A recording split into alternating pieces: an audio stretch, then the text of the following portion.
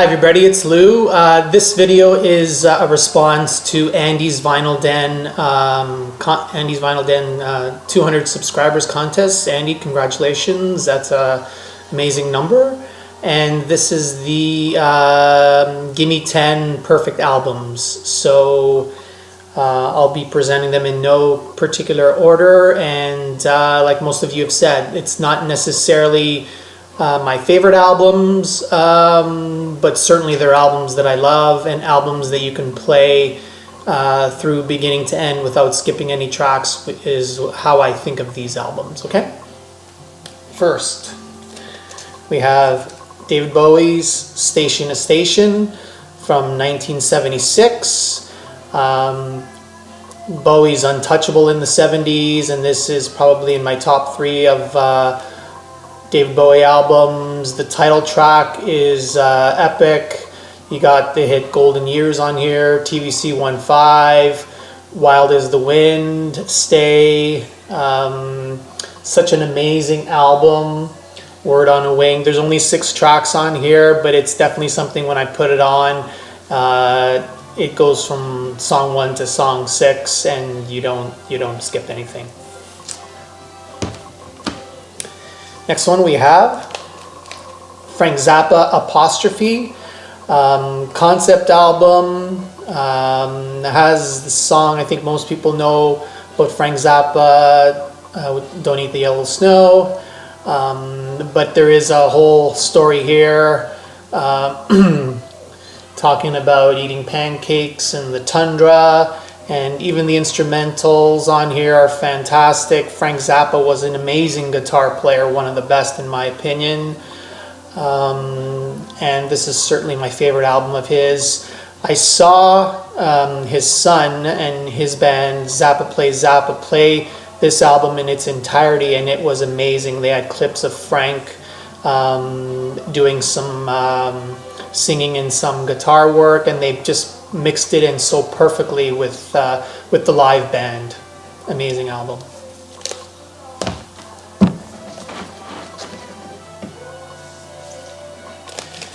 We have the Fine Young Cannibals, The Raw and the Cooked. I used to have the cassette tape and CD of this. I used to play that cassette tape to hell. Love the Cannibals' first album, self-titled, and then this one came out. It was quite different, but it had a mix of some more dance-oriented numbers like She Drives Me Crazy, along with some soulful tunes like Good Thing. Don't Look Back was another big hit. Saw the Cannibals live on this tour. They were excellent. Roland Gift's vocals, amazing. And the 2 former members of the English Beat, Andy Cox and David Steele, were responsible for most of the music on this album. Again, another album that you play all the way through front to end. Great cover of Buzzcocks' Ever Fallen in Love on this album as well.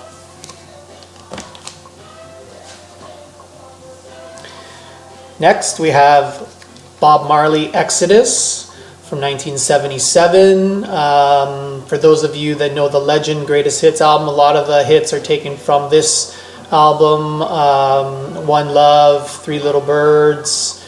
There's some lesser known tracks which are also amazing. Guiltiness, The Heathen, Natural Mystic. I could just name all the songs on this album. It's an amazing Bob Marley album. And certainly one that I think is his most popular. Next we have Slowdive, one of the shoegazing bands that, along with My Bloody Valentine, is probably one of the more known bands. This is their album Souvlaki. This is a masterpiece. Pitchfork did a great documentary specifically on this album, which I think you should check out. The band Slowdive are currently in the studio making a new album, and they got some new interview footage from them in constructing that Pitchfork album review of Souvlaki. The most well-known song on here is Allison, but certainly When the Sun Hits, Souvlaki Space Station, 40 Days. There's so many great tracks on here. Very dreamy, wonderful guitar effects, and great male-female vocals on here. Neil Halstead and Rachel Goswell. Highly recommended.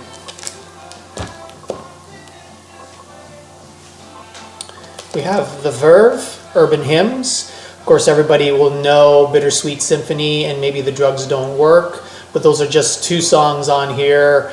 Lucky Man was also another big single, but there's some epic tunes on here like Rolling People, Come On.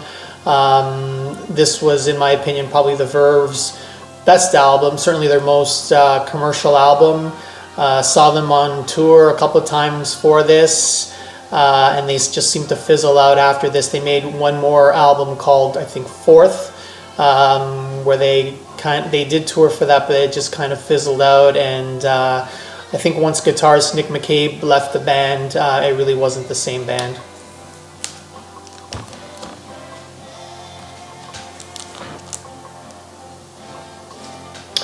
Back from the mid-'80s, we have the Housemartins, People Who Grin Themselves to Death. Most of you might know the Housemartins from the song Happy Hour. That was on their first album, London Nil Hull 4, I believe that was called. This is their second album. They had a change in membership. Dave Hemingway joined on drums and backing vocals, and then he continued with Paul Heaton when the Housemartins broke up, and they formed the Beautiful South, who were very successful. This album has some well-known songs like Me and the Farmer and Build, just to name a couple, but once again, an album that you can just play through the beginning to the very end. I think it came out in '87. Highly recommend this one.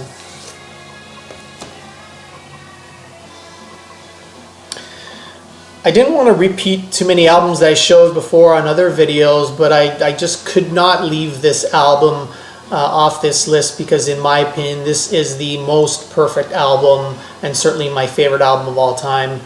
The Stone Roses, their debut album, of course, I Want to Be Adored, I Am the Resurrection, She Bangs the Drums. Even lesser songs on here, or smaller little songs like Elizabeth My Dear, which takes the melody from this song. I think it's called Scarborough Town Fair, which is a traditional song that I know Simon and Garfunkel also did. Even songs like that, they just fit in so well, and you would certainly miss them. They're not songs that would be singles or anything like that, but sometimes there's important little songs that just hold the album together and would not be the same without them. And this Elizabeth My Dear is certainly a song that I feel fills that role.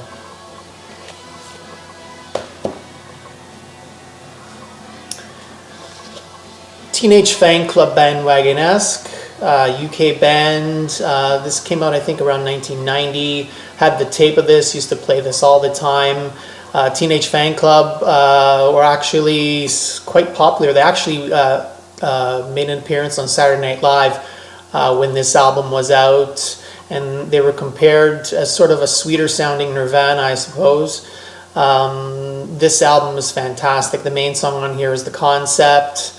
Some great guitars, great harmony. Teenage Fanclub, highly influenced by and big fans of Big Star. And I think you certainly hear that a little bit on here, but more so on the next couple of albums, 13 and Grand Prix. But this album, again, The Concept, Star Sign, What You Do to Me, some great songs. And again, little instrumental songs like Satan, and stuff like that, it's kind of like Elizabeth My Dear, are not songs that are going to be, singles or anything like that, but certainly hold the album together amazingly well. Sorry, gatefold.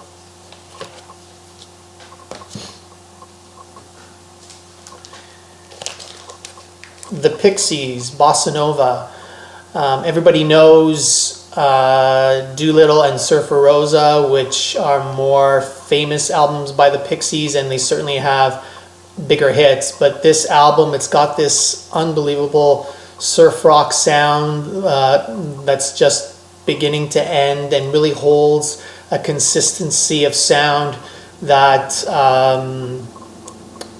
I think is unmatched on the other albums, quite frankly. So while no huge hits, I mean, Valoria was a song that's quite well known. It is the Pixies album that I personally feel I can play beginning to end more consistently. And that was the last one, actually. So again, congratulations, Andy. I think great topic. It's getting a lot of people to make videos, and we'll see you next time. Thanks.